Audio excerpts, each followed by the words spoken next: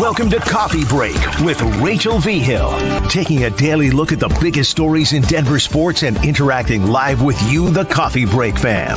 So sit back, relax, grab a cup of joe, and enjoy your coffee break.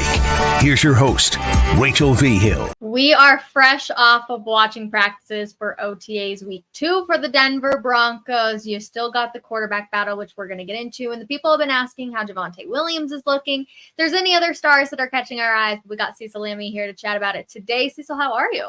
Yeah, it's great. Any day we get to watch football together and then talk about it. It's an awesome day. It is a good day indeed. So we will, of course, start with the quarterback battle. Zach Wilson, Jarrett Stidham, Bo Nix. And in my eyes, right now it's Jarrett Stidham and Bo Nix. They're like 1 and 2, and depending on the day. Zach Wilson just seems a little bit behind the scenes. Like he almost seems like the stepchild. Like I don't say that in like a negative way, but you know what I mean. Right. Like he feels like he's the quiet guy in the corner, not doing too much. He seems like he's a little bit of a half second behind on some of the handoffs we saw. And then also just a little dysfunctional, even with some of the play calls. Like he hasn't totally grasped the system yet, which typically you'd be like, oh, that's not a big deal. It's early on in OTAs. But when you're watching Bo Nix grabbing it, and essentially they came in at right around the same time, you're like, interesting.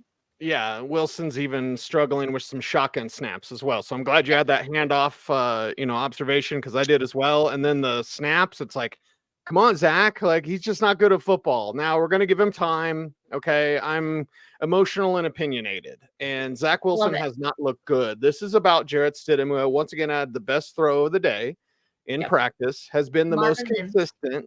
And Marvin Mims, the big play down the field. Marvin doesn't have much to say.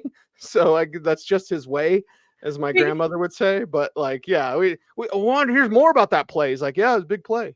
Can we talk about it? Like the funniest thing he said was, they had asked him about not pro week. What is it? The week where they get to go hang out at Disney World. Yeah. The Pro Bowl. Like, thank you. And he was like, I was just vibing and like all sorts of stuff. And he's like, we practiced for an hour and then I hung out at Disney. And like, that was the most we got out of Marvin Mims, which was hysterical. Yeah. And that's kind of just the way he answers stuff. So there you go. The big play did happen. It did happen because of Jarrett Stidham. But first things first, I want to eliminate any sort of conversation about Bo Nix's arm strength. You and I saw several downfield throws, some connected, some did not, and it wasn't Bo's fault. There were some I thought the wide receivers could have gone and got. Drops were kind of order of the day. Josh Reynolds didn't have any drops though, which is a good thing. Well, hopefully that continues, but drops were the order of the day. But I don't want to hear anyone talk about Nick's arm strength. That's a bogus conversation. You and I saw several 40+ yard throws that were on time, on target, some connected, some didn't. And that needs to end the conversation right there. But with Wilson, he's the third guy. Clearly, Stidham's very steady, and it's providing competition for Bo Nix, which is at the end of the day, what's best for Bo Nix? That. So keep it up, Jarrett Stidham. So are you saying Stidham's QB number 1 right now? Yeah. I would agree. Like he looks the most solid. He looks the most comfortable. Even last week, I kind of thought he was like lazily walking in and I didn't really like that, but he just has emerged kind of as QB number 1, even though I still think the future is Bo Nix. Yeah. You don't want to confuse the room. You don't want to have to pay Jarrett Stidham next year because he doesn't have a contract unless you pay him as a backup, but he's proving maybe he's that solid backup and maybe he gets a start or 2 to begin the year. I'm not really going to lose my mind so long as we see Bo Nix I'm going to put the number at 12 games. Okay. So if you see Jarrett Stidham for 5 games, I'm not going to lose my mind as long as Bo Nix gets the rest. Like as much Bo Nix as possible. That's where all roads lead. And it was great to see him. Speaking of lead, once again out there with the first team. Oh, Sean, don't read anything. Just happens to be we see Bo Nix with the first team again. All right, Sean, we get you, man. Also, can we talk about the difference between Sean Payton this week? He was out there for like 25 minutes just talking everybody's ear off. And then last week we hardly got, 5 minutes with the head coach. So it was very, very different. But he's still, you can tell when he gets excited about something, like he still has the same monotone voice, but he just speaks a little bit more on it. Like his eyes light up just a little bit more compared to other guys where you're just like, yeah, like it is what it is kind of thing. And you're like, interesting. It's all about the facial expressions and just kind of how he talks that you can really get some of those inside notes on what he's actually thinking. Yeah, he kind of gets inside his own head at times, and he'll say perhaps even too much, because he just gets a roll in, and I love it. I think it's fantastic. Last week we was under the weather. This week, clearly feeling good. Feeling much better. We had some people on Twitter who were asking about Riley Moss. What's going on with Riley Moss? How does he look? He was actually on the side field, so we didn't get a good look. It's hard when you got one field that you're actually allowed to go by and then the other one there over there, and you can't really see. You're having to look over a bunch of guys. So we couldn't really tell on Riley Moss, but then the other name everyone's asking about is Javonte Williams. How's he looking? And Cecil, I'm going to be honest, he looked pretty mid today. Like there was nothing explosive coming out of his play. He just looked mid, like he was doing his job out there, but he still doesn't feel totally confident in that knee. And Sean Payton even talked about how last year it was trying to get him back up there and feeling better about it, but he's still not there. Well, Rachel, I admire you for many reasons, but one, because you're young and you can say mid. See, I'm too old to say like fire or 100 or mid, but I can say meh. Can I say meh? Can I say just average? You can say mid. Painfully average. Like Javonte kind of lollygagging. And I say that term very carefully. I'm not saying it wildly or anything like that, but there was an early drill, and it's just drills. I get this, but here's kind of an example. Javonte had the dump off pass. Don't give too much away. So he runs and he kind of jogs, and Bo Nix is jogging with him. And Bo just looks over, slaps the ball out of his hand as Javonte's running. So it's like Bo's kind of like, hey man, like you're not just lollygagging. Hey, it's just a drill. Hey, the ball's out here. Like, no, Bo Nix reached over and slapped it out of his hands. And I love that. That's part of the leadership that you get from Bo Nix, where he's not going to let a guy kind of coast. Now, we did see later in practice that Javonte started running things out because Jaleel McLaughlin runs everything out. And by that, I mean, no matter the drill, no matter where he's tackled, air quotes, you go to the end zone. Yeah, Jaleel does it every time. He does it full speed. Javonte was more jogging down there, yogging, soft J, but it's like, I don't know if the Estime things got him rattled, because Estime now with a knee injury, that'll keep him out until training camp. Not a big deal, just keeping him out until training camp. It's kind of a big deal. So it's like, okay, is it the knee? Still thinking about it? Like, Sean Payton said, it looks great. Like, yeah, not really. Not compared to what young Javonte looked like. Okay, so let's go to the Estime thing real quick, because that's obviously like the big injury news that came out of camp was that they had a scope done on his knee. Everything looked good according to Sean Payton, but yes, they are going to be keeping him out as he does rehab up until training camp. But once training camp comes, he should be good to go back to 100% essentially. Yeah, back to 100%. And then does he take over this job? Does he take over this backfield? The 10-yard split, and it's much more important than in the pre-draft process, the 40-yard dash. What's his 40? Okay, who cares? His 40 is 4.6. I don't even care. His 10-yard split is faster than Troy Franklin. Troy Franklin's pretty fast. Yeah. So you have a 225-pound back that is not looking for contact the way Javonte does. And the best way to put it is that when you get to the second level of the defense, and I remember talking to Terrell Davis about this because I'd ask him like, hey, when you got the handoff, were you looking at the linebacker? And TD told me like, no, I was looking at the safety. I had the linebacker beat when he's getting the handoff. So with Javonte, he'll get the handoff and he'll just stare at the linebacker like, I'm going to kill you. I'm going to run you over. When you have Audric Estime on his college film again, but you had a back that would kind of look to elude that second level defender rather than just look for contact because Javonte's like, I got to run over somebody. Yeah. Like, okay, Estime can run you over, but he's not looking to run you over immediately. And I like that sort of vision. Does he take over? Blake Watson still looks really good. And Sean Payton, we can't reveal too much, Rachel, but we have to be careful. I'm so frustrated because there's so much I want to say, but I'm like, am I allowed to say this? Am I going to get in trouble? I don't know. Right. We won't talk play specifics, but there was a big play from Blake Watson and Sean Payton, who I'm always curious who's he spending time with. He walked about 30 yards back with Blake Watson, right by you. And I was a little bit further down, but he walked 30 yards with this young man, telling him about the play, telling it how it could have developed differently, like saying these sorts of things. Can't say what he said, but like you had a big play that would have been for a touchdown. Payton walks to where Watson is and then walks back with him as another play is going on, by the way. Yeah. And Sean Payton is talking to Blake Watson. I was literally right there, Cecil. Like, Oh, I yeah. heard every single word of it. And it's like, I can just say, he told him that he had a nice play, but he told him how it can be even better, essentially. And that's what you like to see. And it is fascinating that you bring up Sean Payton talking to different players, because there are a lot of guys, right? Like, he pretty much high fives or like gives somewhat of a like nice job to everybody. But I noticed he was talking a lot to Jarrett Stidham. He was talking a lot to QB number 1 in our eyes for this week. I feel like it's going to change constantly over the next couple until training camp. But it was fascinating to see Zach Wilson. You know, he got a like nice job every once in a while. Bo Nix occasionally, but it was Jarrett Stidham who he was constantly, it seemed like, talking to after each play. Fascinating. Yes. Well, and after the big play that Marvin Mims didn't want to tell us about, like, Jarrett Stidham comes down. Bo Nix goes over to first Mims and slaps him high five, and then he slaps at Stidham. So it's not like this kid's like, you know, steaming or whatever. I also loved that once again, that Bo Nix was doing reps when it wasn't his turn.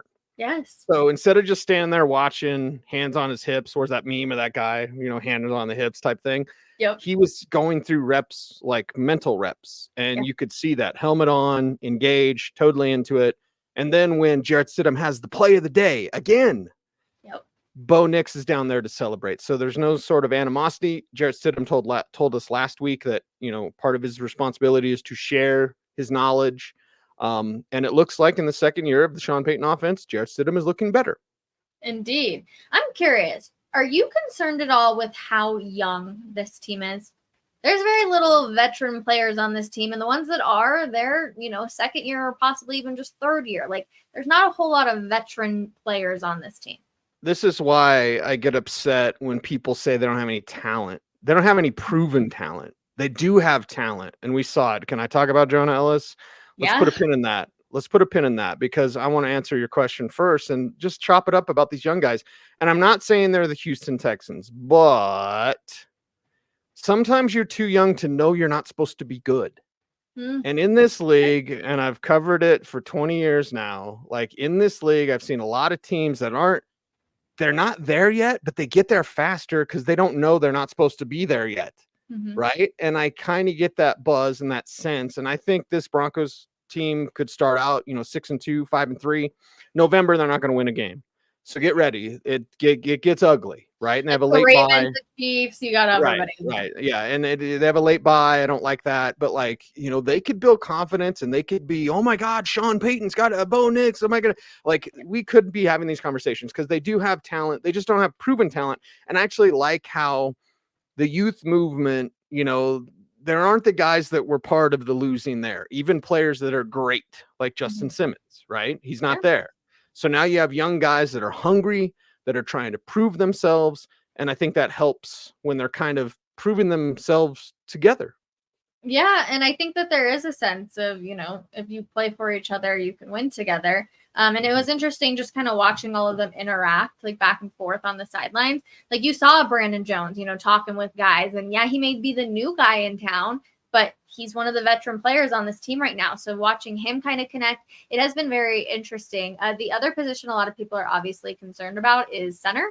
And we know Luke Wattenberg last week was going with Bo Nix and the ones, but it was Alec Forsyth this week with the ones. And I'm just curious, are we just going to be seeing these rotations over and over again? Or do you think that there is, much like you and I both believe, that Sean Payton is putting Bo Nix out there with the ones for a reason when the media is there? Do you feel like this is okay, Luke might not have connected 100%, and you heard Sean Payton talk about Alex Forsyth and saying like he had spoke to him about Bo Nix because of his IQ? Yes, and because he's going to give him an intelligent answer, a thoughtful answer. And I love that this draft class, there's no dummies in this draft class. And there have been dummies before that have been drafted around the league. But with the Broncos specifically, why did things fall off track is because they kept drafting dummies. They didn't draft any dummies this year. So you got a bunch of smart guys, and I like seeing that. As far as Sean Payton does everything on purpose. Everything. There is no, like, he could have had Jarrett Stidham with the ones. Yeah. How would Jarrett Stidham? Because Jarrett Stidham, let's make a note of this. Jarrett Stidham has had the best performance in practice for 2 weeks in a row with the twos. Yep. What if he's against the ones? Does he get worked? Is that why would Bo Nix with the twos? Would Bo Nix be like, oh my God, Bo Nix? And Bo Nix has been really good. But would Bo Nix have looked great if he was going against the 2s instead of the 1s? It's part of the conversation. Yeah, I feel like the biggest thing for me with Bo Nix is that it's either some of his balls, there's some good ones. Like, don't get me wrong. Like, you're talking about arm strength and everything. There are some good balls, but sometimes they are just a little bit too far in front and too far back. And I feel like I notice more of the too far back ones, but it's fascinating because I haven't thought of that. Like, is Jarrett Stidham looking so good because he is playing with the 2s, and Bo Nix isn't looking as sharp because he's playing with the 1s, and it's such a faster paced game just between the 1s and the 2s. Like, you and I could both just see it out at their practice.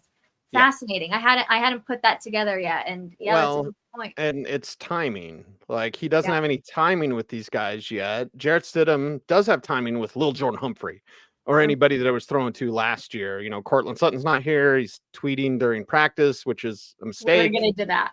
Okay. Yeah. So, Stidham does have the timing. Bo is working on his timing. And that's why some of those passes out in front, maybe a little bit behind, you'll clean that up as August gets here. For sure. Okay. So let's talk Courtland Sutton.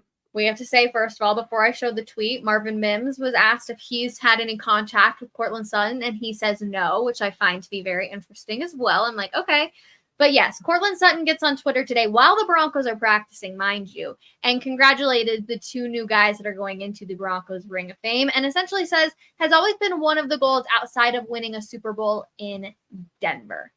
Fascinating that you would obviously say something like that when you are, in fact, in Miami, not with your teammates practicing and tweeting while they are out practicing on the field. Your thoughts, Cecil Lammey? He's getting bad advice.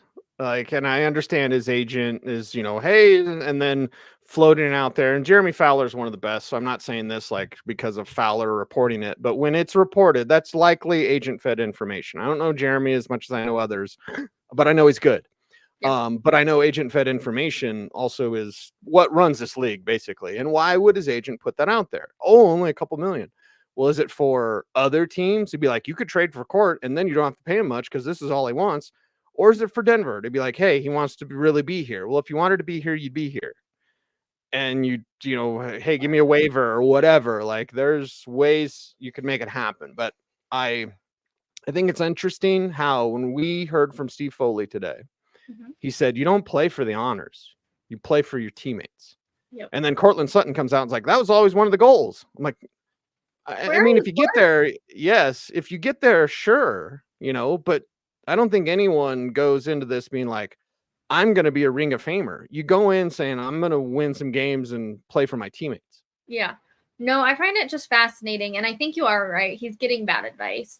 And I was listening to the drive coming home, and Philip Lindsay was even saying, he's like, it's probably what his agent's saying. Like, he's just trying to handle all of that. And I'm like, congrats. Well, if your agent's telling you that and you actually want to be at practice, then guess what? You should be at practice because your agent at the exact same time works for you.